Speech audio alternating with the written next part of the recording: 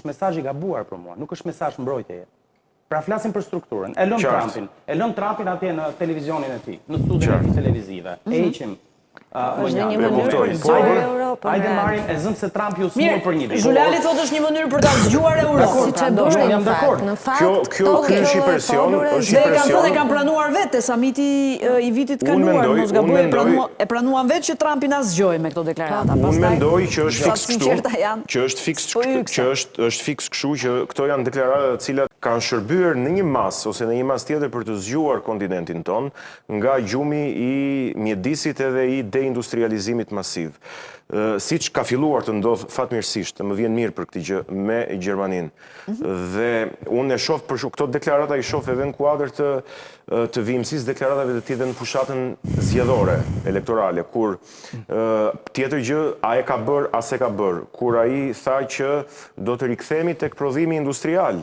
Do të godasim ato veturat elektrike. Sigurisht që Elon Musk e kishte shok Elonin e veturave elektrike dhe nuk e goditi, por janë në kuadër të gjithë këtyre deklaratave që vendet të marrin më shumë përgjegjësi financiare mbi vete për industrializimin, ku një pjesë e rëndësishme është edhe militarizimi, një pjesë e rëndësishme e këtij industrializimi. Më thuash dhe diçka pa dashur ta ndërpres debatin këtu, se ta jap fjalën Ralfi, po dua t'i bëj një pyetje ambasadorit para. Po jo, doja të pyesja për marrëdhënien me Erdoanin.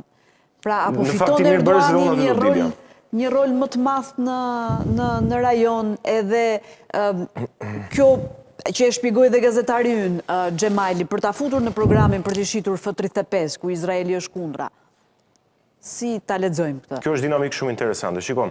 Pra se e tillë duket. Një terminologji tjetër e përdorur për këtë samit të NATO-s, unë e hasa për herë të parë tek disa artikujt të The Economist të kësaj fundjavë të shtunës, po edhe rëndom edhe sot. Ky samit I NATO-s konsiderohet një nisje e një NATO-je 3.0. Ço do të thotë 3.0? Në kuptimin e riformatimit të aleancës. Pra, po përpiqem që ta shpjegoj tani pa marrë ngjyrime nëse jam pro ose nëse jam kundër. Po thjesht të bëj zbërthimin kuptimor të termit. Pra, një samit I NATO-s ku do duhet jepen përgjigje disa pyetjeve shumë të rëndësishme. Që janë? A do të mbrihen objektivat e samitit 2025 të Hagës për rritjen e buxhetit në 5%? Çfarë roli do të ketë Evropa çfarë roli do të ketë Amerika në Ukrainë? Çfarë roli do të ketë Evropa në Iran? Sepse janë të ndërkëmbyeshme këto. Pra njëra lë tjetrën, apo njëra nxjerr tjetrën. Dhe mbi të gjitha, a do të jetë ristrukturimi I mundshëm I aleancës së Atlantikut të Veriut, si thoshin edhe një terminologji tjetër, pavarësia strategjike, po vetëm në kontinentin e Evropës, duke u kufizuar brenda kufive të Bashkimit Evropian, apo duke qenë edhe më e gjerë se kufit e Bashkimit Evropian. Flasim gjithmonë në Evropë. Pra këto janë disa pyetje të mëdha. Dhe Turqia hyn në sken në këtë moment, kur duket që po faktorizohet, po merr rol në një sens drejtues të këtij riformatimi të aleancës në kontinentin e Evropës, dhe edhe tani që flasim në Turqia është, e dim të gjithë, është vendi I dytë sa I takon armatimit të NATO, dhe është vendi I 11 në botë sa I takon shitjes së armatimeve, sot që na flasim. Pra, përtej NATO-s në të gjithë rrezullin toksor flasim. Ku do të marrë një rol më të madh jo vetëm në industrinë e armatimit, Roketani, për shembull, kompania e madhe prodhimit të raketave turke të mbrojtjes kundër ajrore, do të futet në programet e NATO-s për prodhimin e këtyre raketave. Por do të marrë rol edhe në drejtimin strategjik të NATO-s. Pra jo vetëm në armatim, por edhe në drejtimin strategjik. Turqia në një epokë të re marrëdhënie me Trumpin në presidencë dhe po e humb Izraeli këtë terren, apo ja?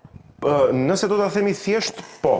Pra kështu që ta kuptojnë e fëmijët, me mollë me dardha. Unë besoj që po. Pra, fakti që Netanyahu I ka kërkuar Trumpit që të mos e heqë sanksionimin për shitjen e F-35-ave të Turqisë, por që Trumpi duket se po e hap derën e mbylljes së sanksioneve dhe derën e F-35-ave. Fakti që Turqia ka vënë një veto në pjesëmarrjen e Izraelit në gjitha forumet e aleancës, duhet të themi që Izraeli nuk është pjesë e NATO-s, për gjithë ata që na ndjekin, por është pjesë e forumit mes dheut. Janë forume që bashkëpunojnë me NATO në nivele të ndryshme, në nivele servitore, në nivele strategjike të llojeve të ndryshme.